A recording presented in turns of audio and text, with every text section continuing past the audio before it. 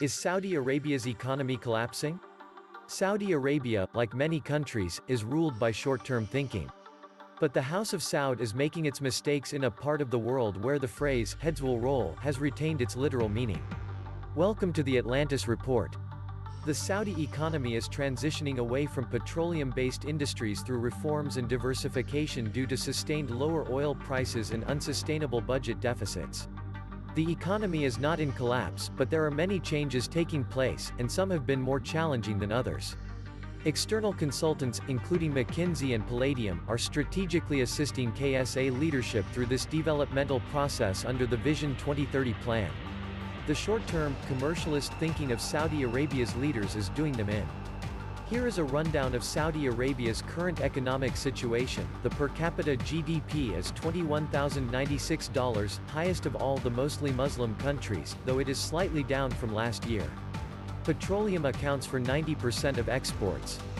Although the oil will not run out anytime soon, the shale revolution has allowed other countries to become less dependent on Arab oil, and Saudi Arabia is now third among oil producers, after the United States and Russia.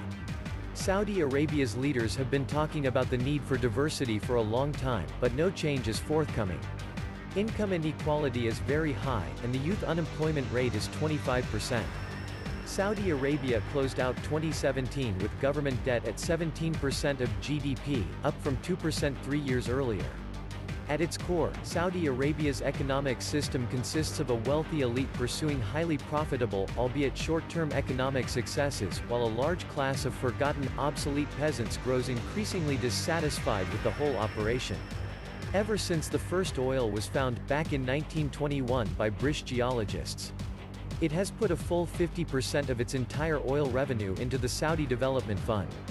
This is now the largest fund in the world. Saudi Arabia's economy is an oil-based economy and heavily dependent on oil exports. Despite spending billions of dollars to diversify the economy, no meaningful results have been achieved, and there is virtually no other industry apart from the petroleum industry. Oil accounts for 90% of its export earnings and 90% of revenue for the budget. Riding on the high crude oil prices from 2000 to 2013, the Saudi foreign reserves swelled from a few billion in 2000 to a peak of $740 billion in 2013.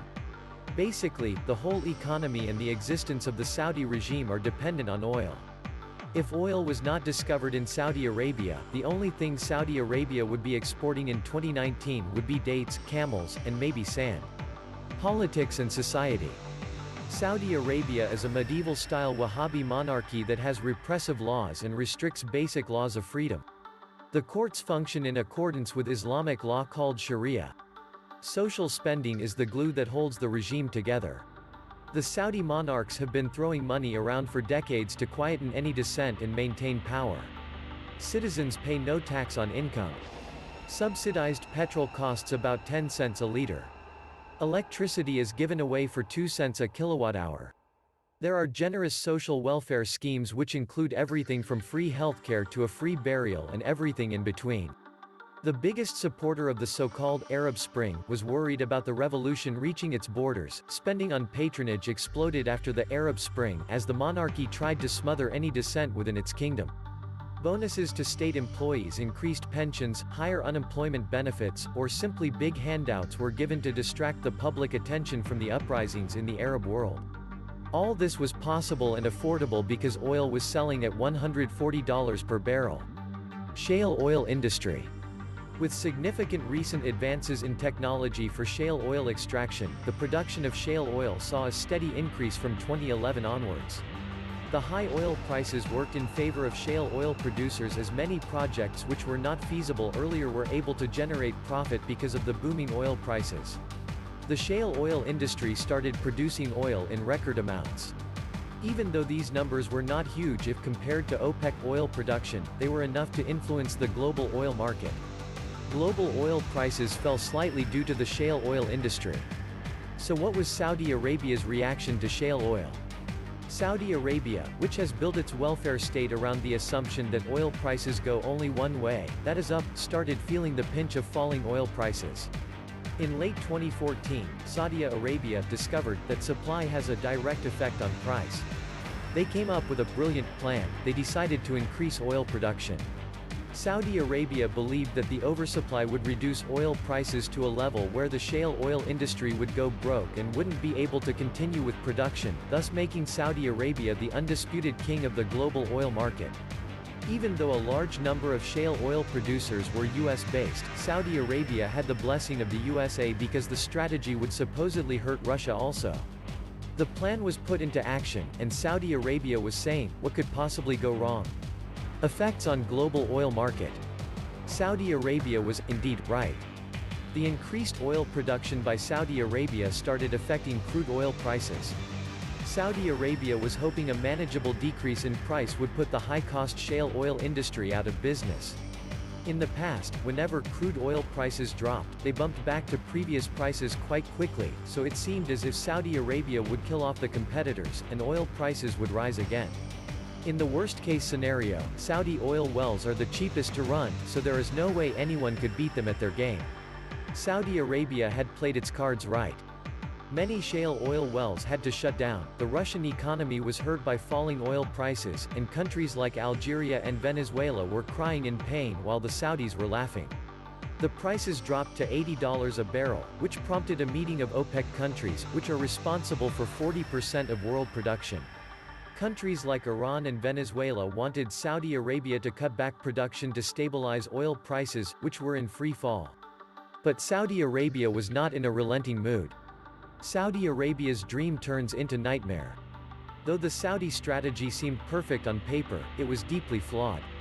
Saudi Arabia ended up hurting no one but itself.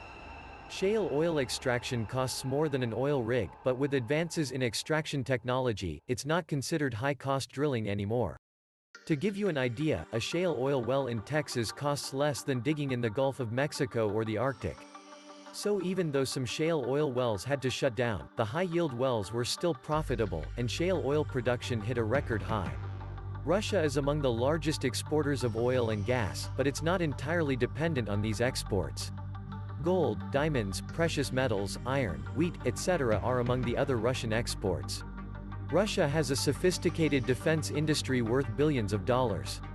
It also has well-developed fishing and timber industry along with expertise in manufacturing, aerospace and aviation, construction, etc. Saudi Arabia lacks any such knowledge or capacity and is mainly dependent on foreign technicians for even running their petrochemical industry.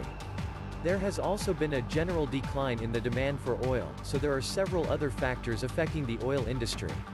Saudi assumptions that China will continue to increase its demand for energy and Iran will continue to suffer under sanctions also proved to be false.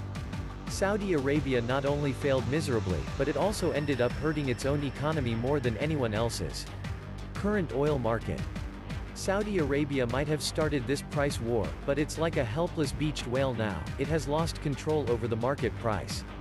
There is no easy way out for the Saudis who have gambled without much thought. One option for Saudi Arabia will be to cut down its oil production and hope that the price will rise. The prices will eventually grow to their previous levels, but the shale oil producers will also return in record numbers.